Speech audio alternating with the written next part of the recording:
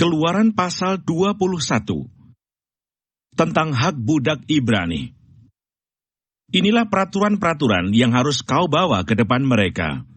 Apabila engkau membeli seorang budak Ibrani, maka haruslah ia bekerja padamu 6 tahun lamanya. Tetapi pada tahun yang ke-7, ia diizinkan keluar sebagai orang merdeka dengan tidak membayar tebusan apa-apa. Jika ia datang seorang diri saja, maka keluar pun ia seorang diri.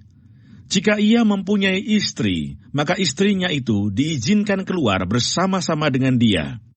Jika tuannya memberikan kepadanya seorang istri dan perempuan itu melahirkan anak-anak lelaki atau perempuan, maka perempuan itu dengan anak-anaknya tetap menjadi kepunyaan tuannya, dan budak laki-laki itu harus keluar seorang diri.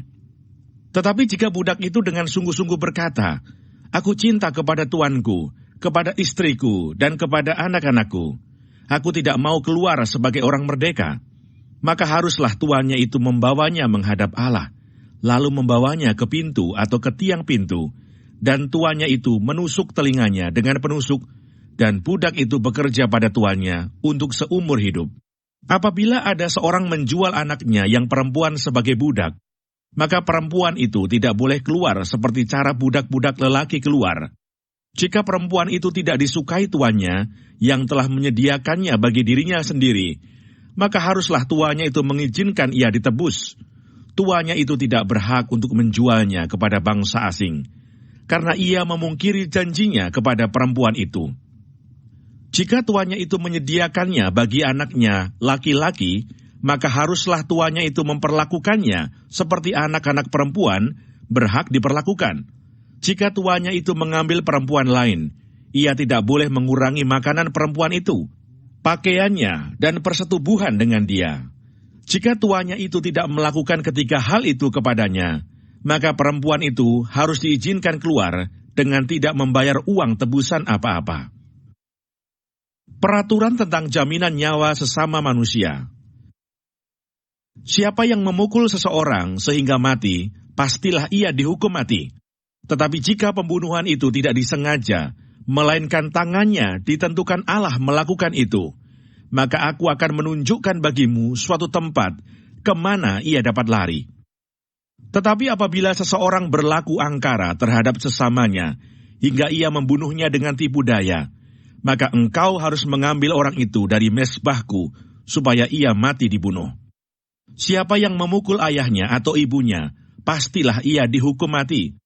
Siapa yang menculik seorang manusia, baik ia telah menjualnya, baik orang itu masih terdapat padanya, ia pasti dihukum mati.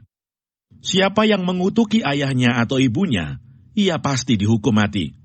Apabila ada orang bertengkar dan yang seorang memukul yang lain dengan batu atau dengan tinjunya, sehingga yang lain itu memang tidak mati, tetapi terpaksa berbaring di tempat tidur, maka orang yang memukul itu bebas dari hukuman.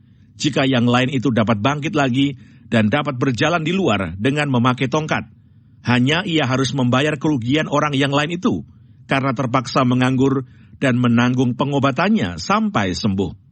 Apabila seseorang memukul budaknya laki-laki atau perempuan dengan tongkat, sehingga mati karena pukulan itu, pastilah budak itu dibalaskan. Hanya jika budak itu masih hidup sehari dua, maka janganlah dituntut belanya, sebab budak itu adalah miliknya sendiri. Apabila ada orang berkelahi, dan seorang dari mereka tertumbuk kepada seorang perempuan yang sedang mengandung, sehingga keguguran kandungan, tetapi tidak mendapat kecelakaan yang membawa maut, maka pastilah ia didenda sebanyak yang dikenakan oleh suami perempuan itu kepadanya, dan ia harus membayarnya menurut putusan hakim.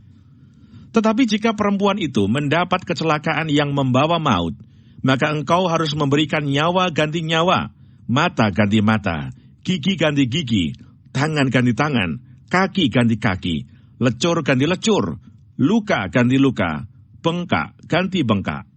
Apabila seseorang memukul mata budaknya laki-laki atau mata budaknya perempuan dan merusakkannya, maka ia harus melepaskan budak itu sebagai orang merdeka, pengganti kerusakan matanya itu. Dan jika ia menumbuk sampai tanggal gigi budaknya laki-laki atau gigi budaknya perempuan, maka ia harus melepaskan budak itu sebagai orang merdeka, pengganti kehilangan giginya itu. Apabila seekor lembu menanduk seorang laki-laki atau perempuan sehingga mati, maka pastilah lembu itu dilempari mati dengan batu dan dagingnya tidak boleh dimakan. Tetapi pemilik lembu itu bebas dari hukuman. Tetapi jika lembu itu sejak dahulu telah sering menanduk dan pemiliknya telah diperingatkan, tetapi tidak mau menjaganya, kemudian lembu itu menanduk mati seorang laki-laki atau perempuan, maka lembu itu harus dilempari mati dengan batu, tetapi pemiliknya pun harus dihukum mati.